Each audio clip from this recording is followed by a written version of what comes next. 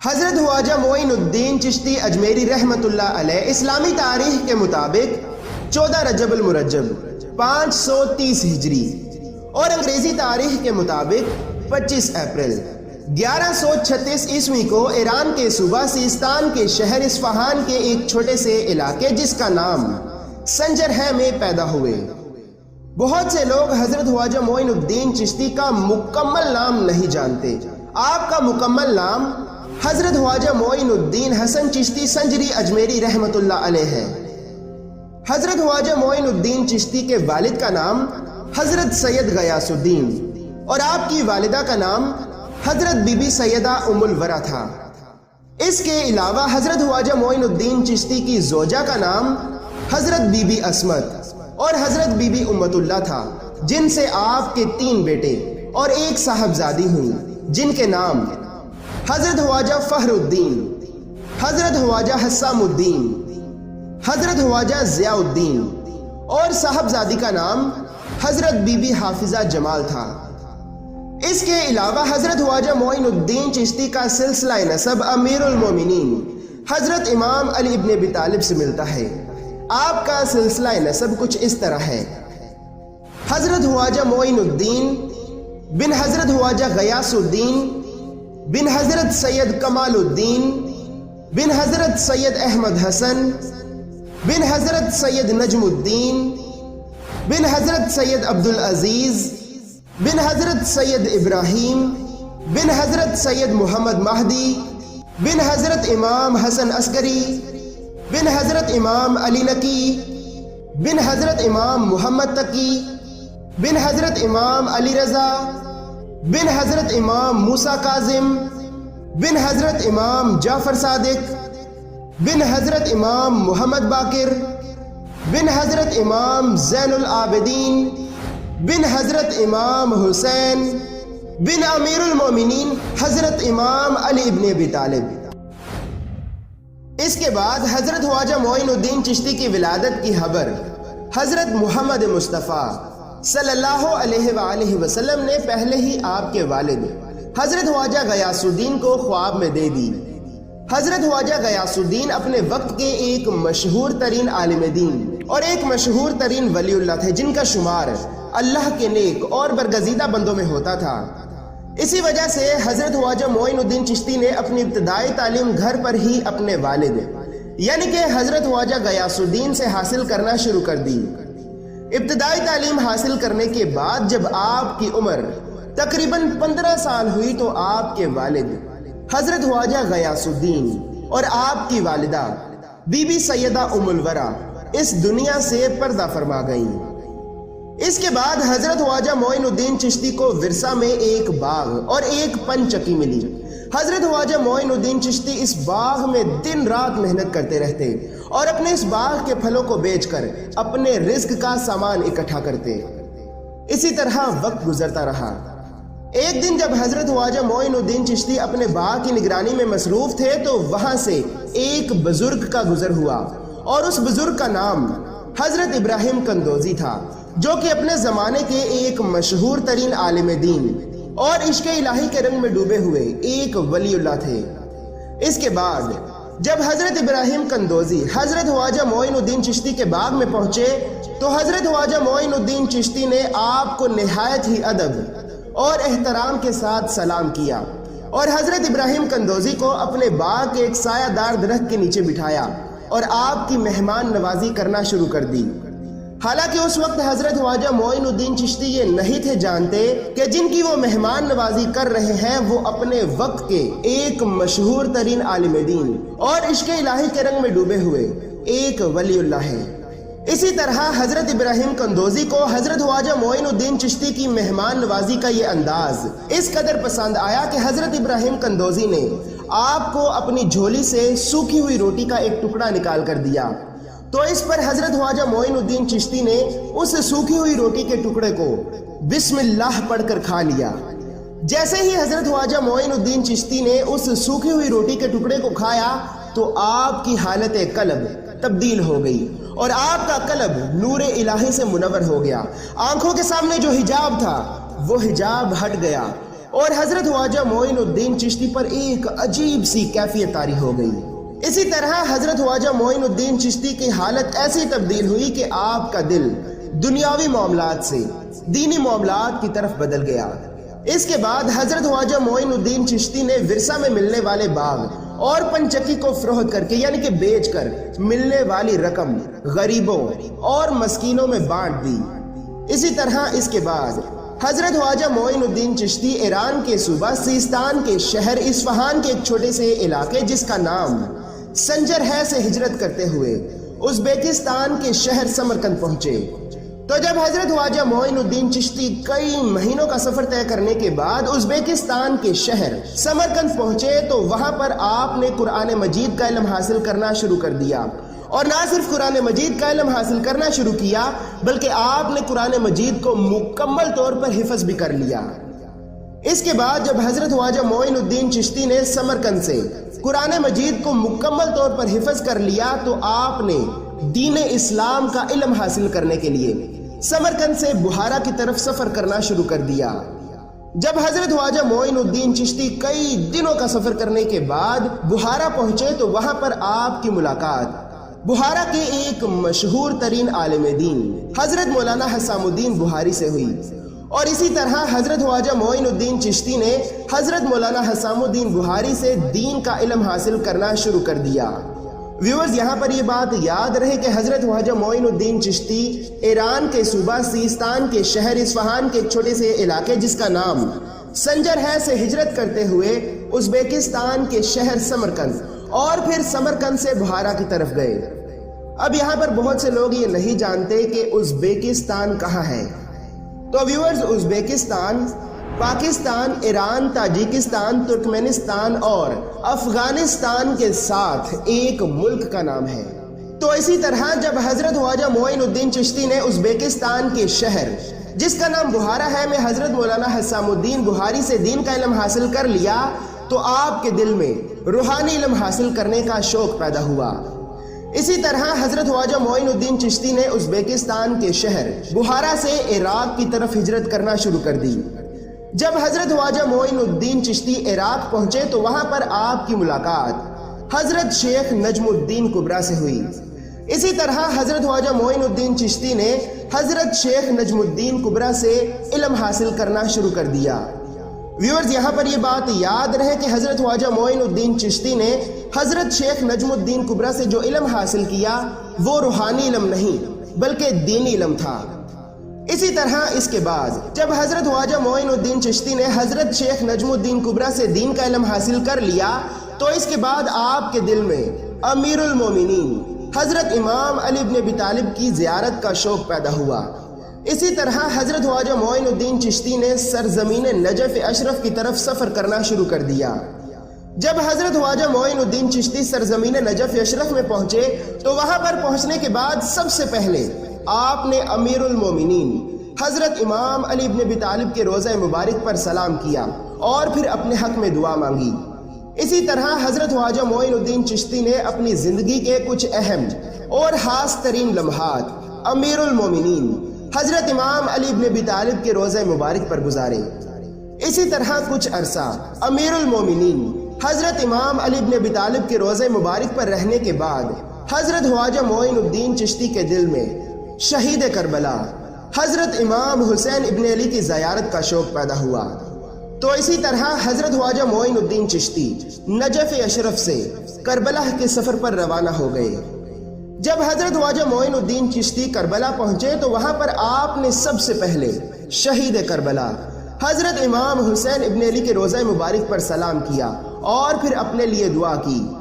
اسی طرح کچھ عرصہ کربلا میں رہنے کے بعد حضرت خواجہ معین الدین چشتی نے کربلا سے سامرا سے کاظمین اور پھر کاظمین سے اپنے مرشد کی تلاش میں روحانی علم حاصل کرنے کے لیے بغداد تک کا سفر طے کیا۔ جب حضرت خواجہ معین الدین چشتی اپنے مرشد کی تلاش میں بغداد پہنچے تو اس وقت آپ کی عمر تقریباً 32 سال تھی۔ اسی طرح گھومتے گھومتے حضرت خواجہ معین الدین چشتی بغداد کے ایک قصبہ جس کا نام ہارون تھا کے مقام پر پہنچے تو وہاں پر آپ کی ملاقات آپ کے مرشد حضرت خواجہ عثمان ہرونی رحمت اللہ علیہ سے ہوئی۔ اس کے بعد جب حضرت خواجہ معین الدین چشتی اپنے مرشد حضرت خواجہ عثمان ہرونی کی خدمت میں حاضر ہوئے تو آپ کے مرشد حضرت خواجہ عثمان ہرونی نے سب سے پہلے آپ کو وضو کرنے کا حکم دیا۔ اس کے بعد 2 رکعت نماز ادا کرنے کو کہا، اور جب حضرت خواجہ معین الدین چشتی نے 2 رکعت نماز ادا کر لی تو آپ کے مرشد نے آپ کو 21 مرتبہ درود پاک پڑھنے کو کہا۔ اس کے بعد جب حضرت خواجہ معین الدین چشتی نے 21 مرتبہ درود پاک پڑھ لیا تو آپ کے مرشد حضرت خواجہ عثمان ہرونی نے حضرت خواجہ معین الدین چشتی کا ہاتھ پکڑا اور اپنا چہرہ مبارک آسمان کی طرف بلند کرتے ہوئے فرمایا، اے معین الدین، میں نے تجھے اللہ تک پہنچا دیا اور اللہ کی بارگاہ میں برگزیدہ بندہ بنا دیا۔ اس کے بعد حضرت خواجہ معین الدین چشتی نے اپنے مرشد حضرت خواجہ عثمان ہرونی سے روحانی علم حاصل کرنا شروع کر دیا۔ حضرت خواجہ معین الدین چشتی نے اپنے مرشد کے ساتھ مختلف علاقوں اور مختلف ممالک تک کا سفر طے کیا۔ اس سفر کے دوران حضرت خواجہ معین الدین چشتی کی ملاقات اپنے زمانے کے جن مشہور ترین ولی اللہ سے ہوئی ان کے نام حضرت شیخ عبد القادر گیلانی، حضرت شیخ نجم الدین کبرا، حضرت شیخ نجیب الدین، حضرت شیخ ابو سعید تبریزی، حضرت شیخ عبد الواحد غزنوی اور حضرت شیخ بہاؤالدین بختیار اوشی ہیں۔ اس کے علاوہ ایسے اور بھی بہت سے مشہور ترین ولی اللہ تھے جن کی ملاقات حضرت خواجہ معین الدین چشتی سے ہوئی۔ اسی طرح وقت گزرتا رہا۔ ایک دن حضرت خواجہ معین الدین چشتی کے مرشد حضرت خواجہ عثمان ہرونی نے آپ سے پوچھا، اے معین الدین، کیا تم میرے ساتھ حج پہ چلو گے؟ تو حضرت خواجہ معین الدین چشتی نے نہایت ہی ادب اور احترام کے ساتھ جواب دیا، اے میرے مرشد، اس سے بڑھ کر میرے لیے اور کیا ہوگا کہ میں آپ کے ساتھ اللہ کے گھر کا دیدار کروں۔ تو اسی طرح حضرت خواجہ معین الدین چشتی اور حضرت خواجہ عثمان ہرونی عراق کے شہر بغداد سے سرزمین مکہ المکرمہ کی طرف حج کے سفر پر روانہ ہوئے۔ جب حضرت خواجہ معین الدین چشتی اور آپ کے مرشد حضرت خواجہ عثمان ہرونی کئی مہینوں کا سفر طے کرنے کے بعد سرزمین مکہ المکرمہ میں پہنچے تو وہاں پر پہنچنے کے بعد آپ نے سب سے پہلے حج اور حج کے فرائض ادا کیے۔ حج ادا کرنے کے بعد آپ کے مرشد حضرت خواجہ عثمان ہرونی نے آپ کا ہاتھ پکڑا اور پھر آپ کے حق میں اللہ سے دعا مانگی کہ اے میرے اللہ، میں اس معین الدین کو تیرے حضور پیش کرتا ہوں۔ اے میرے اللہ، تو اس سے وہ کام کروا جو کام تو چاہتا ہے۔ اسی طرح اس کے بعد کچھ عرصہ مکہ المکرمہ میں رہنے کے بعد حضرت خواجہ معین الدین چشتی اور آپ کے مرشد مکہ المکرمہ سے مدینہ المنورہ کے سفر پر روانہ ہوئے۔ اس کے بعد جب حضرت خواجہ معین الدین چشتی روضہ رسول صلی اللہ علیہ وآلہ وسلم پر پہنچے تو آپ کے مرشد حضرت خواجہ عثمان ہرونی نے حضرت خواجہ معین الدین چشتی سے کہا، اے معین الدین، تمام انبیاء کے سردار رحمت العالمین حضرت محمد مصطفیٰ صلی اللہ علیہ وآلہ وسلم کو اپنا سلام پیش کرو۔ تو اس کے بعد جیسے ہی حضرت خواجہ معین الدین چشتی نے نہایت ہی ادب اور احترام کے ساتھ روضہ رسول صلی اللہ علیہ وآلہ وسلم پر اپنا سلام پیش کیا تو روضہ رسول صلی اللہ علیہ وآلہ وسلم سے ایک آواز آئی، وعلیکم السلام یا کتب۔ اس کے بعد جیسے ہی حضرت خواجہ معین الدین چشتی کے مرشد حضرت خواجہ عثمان ہرونی نے روضہ رسول سے سلام کے جواب کی آواز سنی تو آپ اپنے مرید حضرت خواجہ معین الدین چشتی سے کہنے لگے، اے معین الدین، مبارک ہو، اب تمہیں درجہ کمال حاصل ہو چکا ہے۔ اسی طرح اس کے بعد حضرت خواجہ عثمان ہرونی نے حضرت خواجہ معین الدین چشتی کو اپنا خلیفہ مقرر کر دیا۔ حضرت خواجہ معین الدین چشتی تقریباً 10 سال تک اپنے مرشد حضرت خواجہ عثمان ہرونی سے روحانی علم حاصل کرتے رہے۔ اس کے بعد جب حضرت خواجہ معین الدین چشتی نے اپنے مرشد حضرت خواجہ عثمان ہرونی سے روحانی علم حاصل کر لیا تو آپ نے اپنے گھر یعنی کہ ایران کے صوبہ سیستان کے شہر اصفہان کے ایک چھوٹے سے علاقے جس کا نام سنجر ہے کی طرف سفر کرنا شروع کر دیا۔ جب کئی مہینوں کا سفر کرنے کے بعد حضرت خواجہ معین الدین چشتی اپنے گھر پہنچے تو آپ کو اپنے گھر پہنچے ابھی کچھ ہی عرصہ ہوا تھا کہ آپ کے دل میں حج اور روضہ رسول صلی اللہ علیہ وآلہ وسلم کی زیارت کا شوق پیدا ہوا۔ تو اسی طرح حضرت خواجہ معین الدین چشتی اپنے گھر سے سرزمین مکہ المکرمہ کی طرف روانہ ہو گئے۔ جب کئی مہینوں کا سفر کرنے کے بعد حضرت خواجہ معین الدین چشتی سرزمین مکہ المکرمہ میں پہنچے تو آپ نے سب سے پہلے حج اور حج کے فرائض ادا کیے۔ اور ویورز، یہاں پر یہ بات یاد رہے کہ یہ حج حضرت خواجہ معین الدین چشتی کا دوسرا حج تھا۔ تو اسی طرح حج ادا کرنے کے بعد حضرت خواجہ معین الدین چشتی روضہ رسول صلی اللہ علیہ وآلہ وسلم کی زیارت کرنے کے لیے سرزمین مکہ المکرمہ سے سرزمین مدینہ المنورہ کی طرف روانہ ہو گئے۔ جب حضرت خواجہ معین الدین چشتی مدینہ منورہ میں پہنچے تو وہاں پر پہنچنے کے بعد آپ نے سب سے پہلے روضہ رسول صلی اللہ علیہ وآلہ وسلم پر سلام کیا اور پھر کئی دنوں تک روضہ رسول صلی اللہ علیہ وآلہ وسلم پر اللہ کی عبادت کرتے رہے۔ اسی طرح وقت گزرتا رہا۔ ایک دن جب حضرت خواجہ معین الدین چشتی روضہ رسول صلی اللہ علیہ وآلہ وسلم پر اللہ کی عبادت میں مصروف تھے تو روضہ رسول صلی اللہ علیہ وآلہ وسلم سے ایک آواز آئی، اے معین الدین، تم ہمارے دین کے معین اور مددگار ہو، ہم نے تمہیں ہندوستان کی ولایت عطا کی، تو جاؤ اور اجمیر میں جا کر قیام کرو، تمہارے وہاں جانے سے کفر کا اندھیرا دور ہوگا اور اسلام کی روشنی پھیلے گی۔ تو اسی طرح حضرت خواجہ معین الدین چشتی اپنے خاص مریدین یعنی کہ حضرت خواجہ قطب الدین بختیار کاکی، حضرت خواجہ فخر الدین، حضرت شیخ محمد یادگار سبزواری اور اپنے دوسرے مریدین کے ساتھ مختلف شہروں اور مختلف علاقوں کا سفر طے کرتے ہوئے بغداد پہنچے۔ اسی طرح بغداد سے ملتان، ملتان سے لاہور، لاہور سے پٹیالہ، پٹیالہ سے دلہی اور پھر دلہی سے اجمیر پہنچے۔ تو اس وقت اجمیر پر راجہ پرتھوی راج چوہان کی حکومت تھی۔ جب کئی مہینوں کا سفر طے کرنے کے بعد حضرت خواجہ معین الدین چشتی اور آپ کے 40 مریدین اجمیر پہنچے تو حضرت خواجہ معین الدین چشتی اپنے 40 مریدین کے ساتھ لوگوں کی آبادی سے دور ایک درخت کے نیچے جا کر بیٹھ گئے۔ اس درخت کے پاس اجمیر کے راجہ پرتھوی راج چوہان کے اونٹوں کو باندھا جاتا تھا۔ جب راجہ کے سپاہی اپنے اونٹوں کو باندھنے کے لیے اس درخت کے پاس پہنچتے ہیں تو کیا دیکھتے ہیں کہ وہاں پر ایک درویش 40 درویشوں کے ساتھ درخت کے نیچے بیٹھا ہے۔ تو یہ دیکھ کر راجہ کے سپاہی حضرت خواجہ معین الدین چشتی کے پاس گئے اور زور زور سے کہنے لگے، او بابا اٹھو یہاں سے، یہاں پر اجمیر کے راجہ پرتھوی راج چوہان کے اونٹ بیٹھتے ہیں، اٹھو۔ تو حضرت خواجہ معین الدین چشتی نے فرمایا، اچھا تو ہم یہاں سے اٹھ جاتے ہیں، لیکن یہ اونٹ بیٹھے ہی رہیں گے۔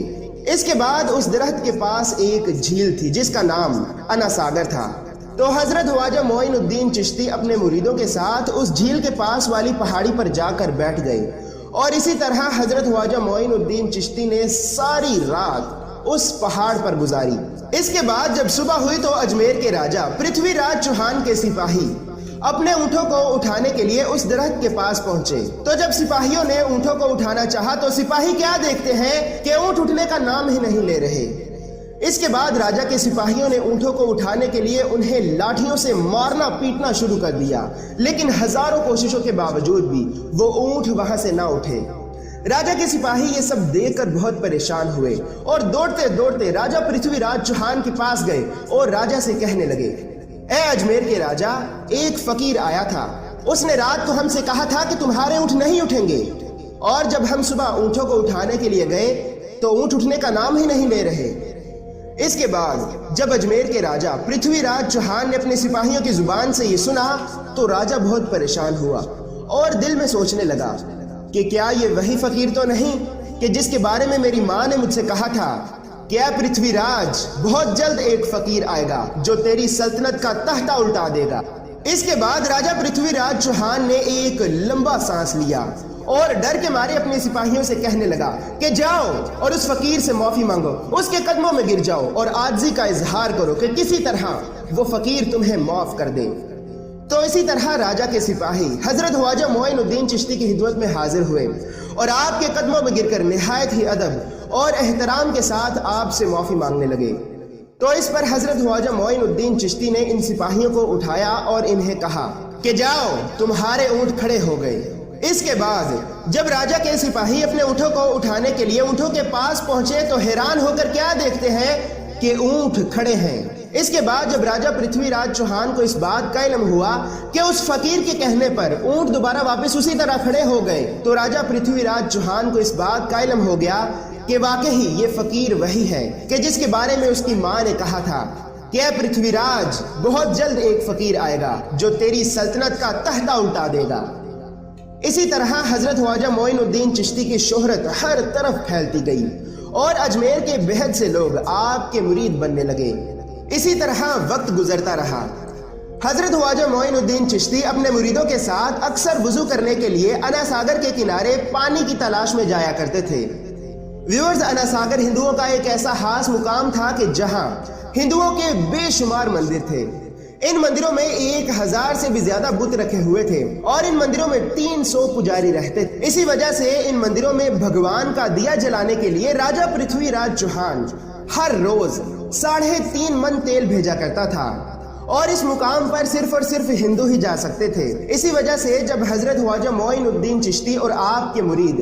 وضو کرنے کے لیے انا ساگر کے مقام پر پہنچتے تو وہاں کے ہندو اور مندروں میں رہنے والے پنڈت حضرت خواجہ معین الدین چشتی کو برا بلا کہتے کہ کہا یہ نچلی ذات کے مسلمان، اور کہا ہم پتہ نہیں کہاں سے یہ نچلی ذات کے مسلمان روزانہ ہمارا پانی ناپاک کرنے کے لیے آ جاتے ہیں۔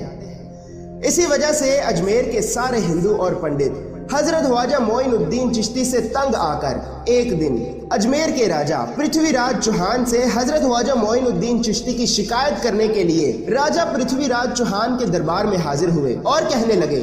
کہ اے ہمارے راجہ، وہ حقیر سے مسلمان روزانہ آ کر ہمارا پانی ناپاک کر جاتے ہیں اور ان کی موجودگی سے ہمارا دھرم بھرشٹ ہوتا ہے، اور اگر آپ نے انہیں نہ اٹھوایا تو ہم انہیں دھکے مار مار کر اٹھا دیں گے۔ اس پر راجہ پرتھوی راج چوہان نے کہا، جاؤ، تمہیں اجازت ہے اور میرے سپاہیوں کو ساتھ لے جاؤ اور اس ڈھونگی فقیر اور اس کے مریدوں کو دھکے مار مار کر یہاں سے بھگا دو۔ اس کے بعد راجہ کے سپاہی اجمیر کے تمام ہندو اور پنڈت حضرت خواجہ معین الدین چشتی پر حملہ کرنے کے لیے آپ کے پاس پہنچے۔ تو جیسے ہی راجہ کے سپاہی اجمیر کے تمام ہندو اور پنڈت حضرت خواجہ معین الدین چشتی پر حملہ کرنے کے لیے آپ کے پاس پہنچے تو حضرت خواجہ معین الدین چشتی نے ایک مٹھی بھر ہاتھ راجہ کے سپاہی اجمیر کے تمام ہندو اور پنڈتوں کی طرف پھینک دی۔ اب وہ ہاتھ جس پر پڑی یا تو وہ پاگل ہو گیا یا تو اس کا جسم خشک ہو گیا۔ یہ دیکھ کر تمام لوگ ڈر گئے اور ان کے دل میں ایک عجیب سا خوف پیدا ہو گیا جس کا جدھر مڑتا بھاگ نکلتا۔ اسی طرح کچھ لوگ وہاں سے بھاگتے بھاگتے راجہ کے دربار میں پہنچے اور راجہ کو یہ ساری بات بتائی تو راجہ پرتھوی راج چوہان بہت گھبرایا اور راجہ پرتھوی راج چوہان نے اجمیر کے سب سے بڑے عالم جس کا نام سادھو رام تھا کو حضرت خواجہ معین الدین چشتی کے پاس بھیجا کہ جاؤ اور کسی طرح اس فقیر کو یہاں سے بھگا دو۔ راجہ کے حکم پر سادھو رام حضرت خواجہ معین الدین چشتی کو اجمیر سے نکالنے کے لیے انا ساگر کی طرف روانہ ہوا۔ جب سادھو رام حضرت خواجہ معین الدین چشتی کے پاس پہنچا تو حضرت خواجہ معین الدین چشتی نے اپنی نگاہ کرم سادھو رام پر ڈالی۔ تو جیسے ہی حضرت خواجہ معین الدین چشتی نے اپنی نگاہ کرم سادھو رام پر ڈالی تو سادھو رام نے اسی وقت اسلام قبول کر لیا اور ایک سچا مسلمان بن کر حضرت خواجہ معین الدین چشتی کی خدمت کرنے لگا۔ اس کے بعد راجہ پرتھوی راج چوہان نے جادوگروں میں سب سے بڑے جادوگر یعنی کہ جادوگروں کے سردار کو جس کا نام جادوگر جیپال تھا کو حضرت خواجہ معین الدین چشتی کے پاس بھیجا کہ جاؤ، اب مجھے تمہارے علاوہ اور کسی پر یقین نہیں رہا اور کسی طرح اس فقیر کو دھکے مار مار کر اجمیر سے نکال دو۔ اسی طرح جادوگر جیپال حضرت خواجہ معین الدین چشتی کے پاس آیا اور زور زور سے کہنے لگا، اے فقیر، تو ہو جائے گا یا میں تجھے دھکے مار مار کے نکالوں؟ تو حضرت خواجہ معین الدین چشتی نے اس کی بات پر کوئی توجہ نہ دی اور اپنے مرید سے کہا کہ جاؤ اور اس تالاب سے پانی کا ایک پیالہ بھر کر لے آؤ۔ اس کے بعد جیسے ہی آپ کے مرید نے تالاب سے پانی کا پیالہ بھرا تو تالاب بالکل خشک ہو گیا، ایسے لگتا تھا کہ جیسے تالاب میں کبھی پانی تھا ہی نہیں۔ اسی طرح کچھ دن بعد اجمیر کے تمام پانی کے کنویں بھی خشک ہو گئے اور لوگ پانی کا ایک ایک قطرہ پینے کے لیے ترسنے لگے۔ جب جادوگر جیپال نے یہ دیکھا کہ پانی تو ہے ہی نہیں اور اگر ایسے ہی چلتا رہا تو میں بھی پانی کو ترس ترس کر مر جاؤں گا، تو جادوگر جیپال آگے بڑھا اور دور سے ہی کھڑا ہو کر حضرت خواجہ معین الدین چشتی سے کہنے لگا، اے فقیر، اللہ کی مخلوق پیاس کی شدت کی وجہ سے تڑپ رہی ہے، اور آپ خاموشی سے دیکھ رہے ہیں؟ آپ تو فقیر ہیں نا، اور فقیر تو اللہ کی مخلوق پہ رحم کرتے ہیں، ظلم نہیں۔ میں آپ سے التجا کرتا ہوں کہ آپ مخلوق خدا کو پیاسا مرنے سے بچا لیں۔ اس کے بعد حضرت خواجہ معین الدین چشتی نے اپنے مرید کو حکم دیا کہ جاؤ اور اس پیالے کا پانی تالاب میں ڈال دو۔ اسی طرح آپ کے مرید نے جیسے ہی پیالے کا پانی تالاب میں ڈالا تو تالاب پانی سے بھر گیا۔ جادوگر جیپال یہ سب دیکھ کر بہت حیران اور پریشان ہوا، اور اسے اس بات کا علم ہو گیا کہ یہ کوئی عام انسان نہیں بلکہ اللہ کا کوئی نیک ولی ہے۔ لیکن کیونکہ جادوگر جیپال اس وقت کے تمام جادوگروں کا سردار تھا، اس وجہ سے اس نے ہار نہ مانی اور دن رات ایک ہی کوشش میں لگا رہا کہ کسی طرح میں اس فقیر کو یہاں سے نکال دوں۔ اسی وجہ سے جادوگر جیپال کبھی ہزاروں سانپوں سے حضرت خواجہ معین الدین چشتی پر حملہ کرتا اور کبھی آسمان سے آگ کے پتھروں کی بارش کرتا۔ اسی طرح آخرکار جب کئی دنوں کی کوششوں کے بعد جادوگر جیپال کو اس بات کا علم ہو گیا کہ وہ حضرت خواجہ معین الدین چشتی کو شکست نہیں دے سکتا، تو یہ جادوگر نہایت ہی ادب اور احترام کے ساتھ حضرت خواجہ معین الدین چشتی کی خدمت میں حاضر ہوا اور آپ کے قدموں میں گر کر آپ سے معافی مانگنے لگا۔ اس کے بعد حضرت خواجہ معین الدین چشتی نے اسے معاف کر دیا اور وہ جادوگر حضرت خواجہ معین الدین چشتی کا مرید اور ایک سچا مسلمان بن کر اپنی زندگی اسلام کے مطابق گزارنے لگا۔ اس کے بعد اجمیر کے راجہ پرتھوی راج چوہان نے اجمیر کے عام مسلمانوں پر ظلم و ستم شروع کر دیا۔ راجہ کے سپاہی دن رات عام مسلمانوں پر ظلم و ستم کیا کرتے۔ اسی وجہ سے حضرت خواجہ معین الدین چشتی نے راجہ پرتھوی راج چوہان کو اسلام قبول کرنے کی دعوت دی، لیکن راجہ پرتھوی راج چوہان نے اسلام کو قبول کرنے سے صاف صاف انکار کر دیا۔ اسی طرح وقت گزرتا رہا۔ ایک دن جب راجہ پرتھوی راج چوہان نے حضرت خواجہ معین الدین چشتی کے گرد ہزاروں عقیدت مندوں کی تعداد دیکھی تو اپنے محل کے ایک راجپوت سردار کو حکم دیا کہ جاؤ اور اس فقیر کے سارے مریدوں کو گرفتار کر کے میرے پاس لے آؤ، اور اس فقیر کو 2 دن کا وقت دو کہ وہ یہاں سے بھاگ جائے، ورنہ یہ اس کے لیے اچھا نہیں ہوگا۔ اس کے بعد وہ راجپوت سردار راجہ پرتھوی راج چوہان کے حکم سے ہزاروں سپاہیوں کے ساتھ حضرت خواجہ معین الدین چشتی کے پاس پہنچا اور آپ کے مریدوں کو گرفتار کرنا شروع کر دیا اور زور زور سے کہنے لگا، اے فقیر، ہمارے راجہ کا حکم ہے کہ تو یہاں سے چلا جا، ورنہ تیرے لیے یہ اچھا نہیں ہوگا۔ تو جب حضرت خواجہ معین الدین چشتی نے اس سردار کی زبان سے یہ سنا تو جلال میں آ کر کہنے لگے، ہم تو اللہ کی مخلوق کی بہتری کے لیے آئے ہیں، اور پرتھوی راج ہمارے کام میں کیوں دخل اندازی کرتا ہے؟ اور جاؤ جا کر اپنے راجہ سے کہہ دو کہ اجمیر سے ہم نہیں بلکہ بہت جلد تم مسلمانوں کے ہاتھوں سے نکالے جاؤ گے۔ اسی طرح سلطنت غوری کے بادشاہ سلطان شہاب الدین غوری، جو کہ راجہ پرتھوی راج چوہان سے بری طرح شکست کھا کر بیٹھا تھا اور بار بار اپنی شکست کو یاد کر کے روتا رہتا تھا، کہ ایک دن اس کے خواب میں اللہ کا ایک ولی آیا اور کہنے لگا، اے شہاب الدین اٹھو اور جاؤ پرتھوی راج چوہان سے جنگ کرو، وہ جلد تمہارے ہاتھوں قید ہوگا۔ اسی طرح سلطان شہاب الدین غوری اپنی فوج کے ساتھ افغانستان سے چلا اور راجستھان پہنچ کر راجہ پرتھوی راج چوہان کی 2 لاکھ فوج کا مقابلہ کرتے ہوئے راجہ پرتھوی راج چوہان کو شکست دی، اور اسی طرح اجمیر کے کمزور اور بے بس مسلمانوں نے سکھ اور چین کا سانس لیا۔ اس کے بعد اجمیر کے کچھ لوگ سلطان شہاب الدین غوری کے پاس آئے اور کہنے لگے، اے اجمیر کے بادشاہ، ایک فقیر ہوا کرتا تھا جس نے کچھ دن پہلے کہا تھا کہ اے پرتھوی راج، تو بہت جلد مسلمانوں کے ہاتھوں قید ہوگا، اور اے اجمیر کے بادشاہ، آج ہم یہ اپنی آنکھوں سے دیکھ رہے ہیں کہ اس فقیر کی کہی ہوئی بات سچ ہوئی۔ اس کے بعد جیسے ہی لوگوں نے سلطان شہاب الدین غوری کو اس فقیر کے بارے میں بتایا تو سلطان شہاب الدین غوری نے اپنے تمام سپاہیوں کو حکم دیا کہ جاؤ اور کسی طرح اللہ کے اس نیک ولی کو ڈھونڈ کر میرے پاس لے آؤ۔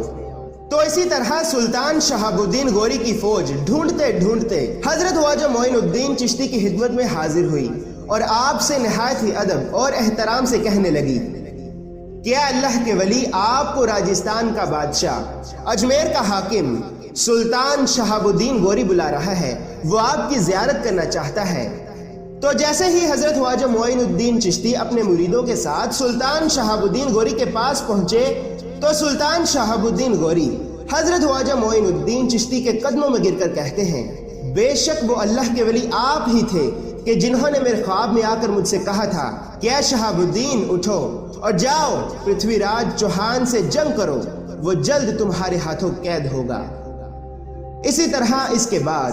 حضرت سلطان شہاب الدین غوری حضرت خواجہ معین الدین چشتی کے مرید بن گئے۔ اسی طرح وقت گزرتا رہا اور حضرت خواجہ معین الدین چشتی نے اپنی ساری زندگی عام لوگوں کو دین اسلام کا سچا علم سکھانے میں گزار دی۔ اسی طرح اسلامی تاریخ کے مطابق 5 رجب المرجب 633 ہجری اور انگریزی تاریخ کے مطابق 22 مارچ 1236 عیسوی کو حضرت خواجہ معین الدین چشتی بھارت کے صوبہ راجستھان کے شہر جس کا نام اجمیر ہے میں اس دنیا سے پردہ فرما گئے۔ آپ کا مزار یعنی کہ آپ کی درگاہ موجودہ دور میں بھارت کے صوبہ راجستھان کے شہر اجمیر میں ہی واقع ہے۔